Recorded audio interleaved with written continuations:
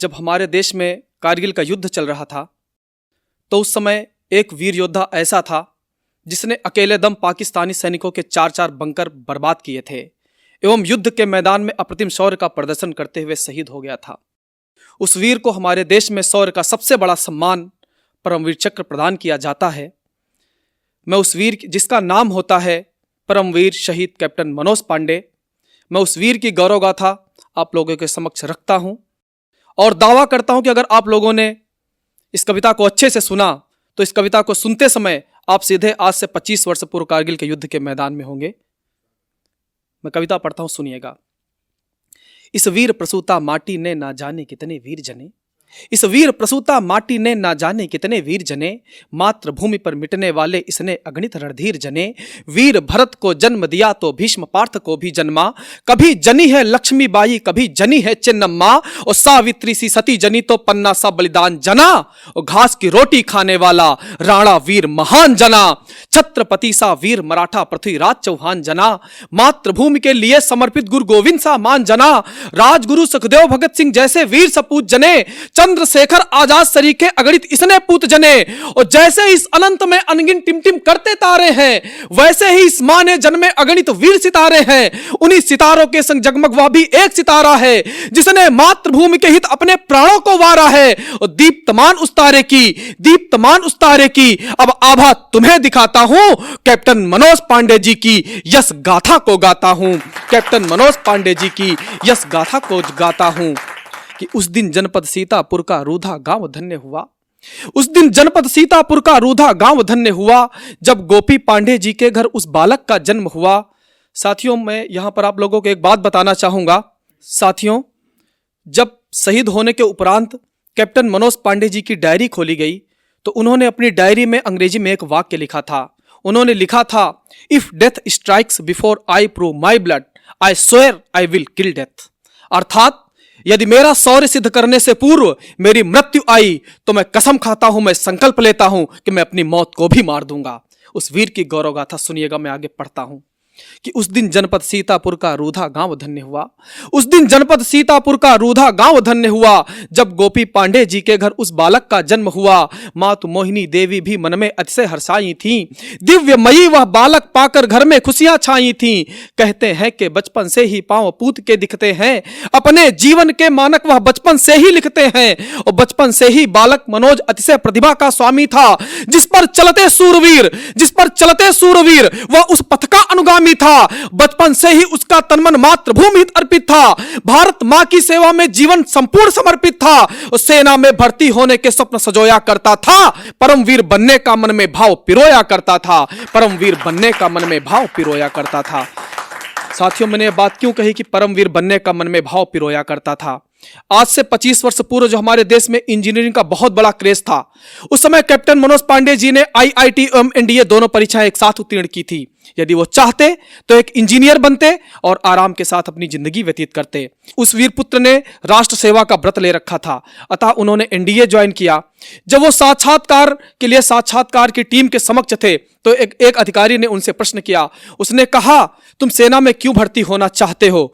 उस वीर पुत्र का जवाब सुनिएगा। उन्होंने कहा, मैं परमवीर चक्र प्राप्त करने के लिए सेना में भर्ती होना चाहता हूं। अधिकारी ने कहा, तुम्हें पता है परमवीर चक्र क्या होता है और कब मिलता है?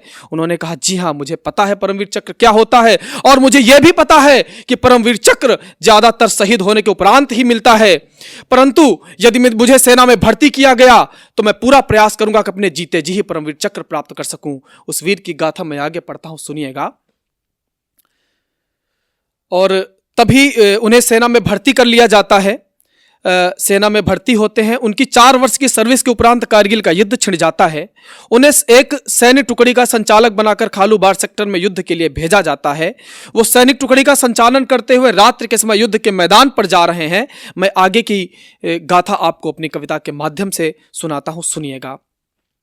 कि सैनिक टुकड़ी लेकर के रणभूमि और रणवीर चला, सैनिक टुकड़ी लेकर के रणभूमि और रणवीर चला, अद्भुत अदम्य साहस लेकर वह हर बाधा को चीर चला। वे ओट शिलाओं की लेकर आगे को बढ़ते जाते थे, जिस ओर शत्रु का बंकर था निर्भय हो चढ़ते जाते थे। पर तभी अचानक कुछ आवाजें सन्नाटे को भेद गई, फिर तर चली गोलियां, दो छाती वो छेद गई। उस वीर बहादुर के मन में तब क्रोध का लावा फूट पड़ा, उद्घोष किया जय मां काली, फिर अरि के दल पर टूट पड़ा। और ऐसा लगता था उस पर माता काली की छाया हो, और धूर्त शत्रु के शोणित से वह खप्पर भरने आया हो, धूर्त शत्रु के शोणित से वह खप्पर भरने आया हो। उसकी AK-47 अब आग उगलती जाती थी, उसकी AK-47 अब आग उगलती जाती थी। मैदान साफ हो जाता था, जिस ओर दृष्टि पड़ जाती थी ढेर लगा लाशों का आगे को बढ़ता जाता था। जिस ओर शत्रु का बंकर था निर्भय हो चढ़ता जाता था।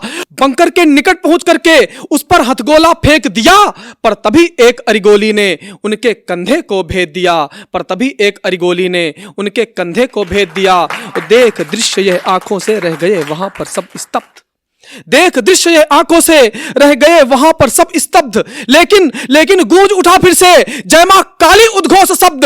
कैप्टन पांडे ने फिर से सैनिक टुकड़ी में जोश भरा, अरि को करने हेतु नष्ट सबके मन में था रोष भरा। कंधे में गोली लगी हुई थी, रक्त तीव्र गति बहता था, पर धूर्त शत्रु के कृत्यों से उसका अंतर्मन दहता था।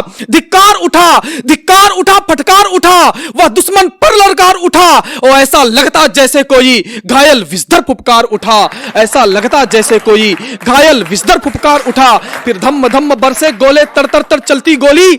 युद्ध क्षेत्र से अरिशोणित में, युद्ध क्षेत्र में अरिशोणित से वह वीर खेलता था होली। ऐसा लगता जैसे कोई सिंह लड़े सियारों के दल से, ऐसा लगता जैसे कोई सिंह लड़े सियारों के दल से। दुश्मन का हर एक लड़ाकू कांप रहा था उसके बल से। और पहुंच दूसरे बंकर समीप, हथगोला उसने फेंका था। और धन्य धन्य कह उठे सभी वह रौद्र रूप जब देखा था, धन्य धन्य कह उठे सभी वह रौद्र रूप जब देखा था। और सहसा अगले बंकर पर उस वीर पुरुष की दृष्टि पड़ी, सहसा अगले बंकर पर उस वीर पुरुष की दृष्टि पड़ी, जिसमें एक LMG लेकर उनके दल की थी मृत्यु खड़ी। यदि किंचित भी होता विलंब तो दृश्य अलग हो सकता था। अब तक जो कुछ भी हुआ प्राप्त पल भर में सब खो सकता था। सहसा विद्युत की गति से वह उस बंकर पर कूद पड़े, और कर में खुखरी लेकर के वह अरिदल पर थे टूट पड़े। और घप घप की आवाजें दुश्मन की छाती से आई। विजय किया बंकर तृतीय, फिर बोला जय काली माई, विजय किया बंकर तृतीय, फिर बोला जय काली माई।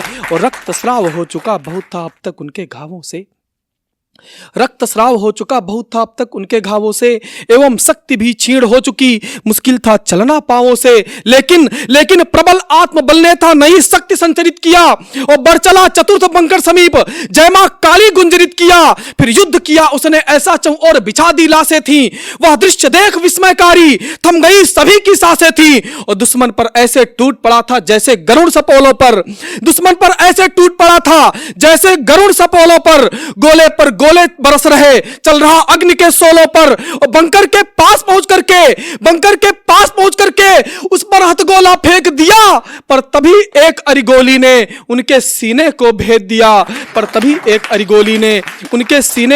दिया।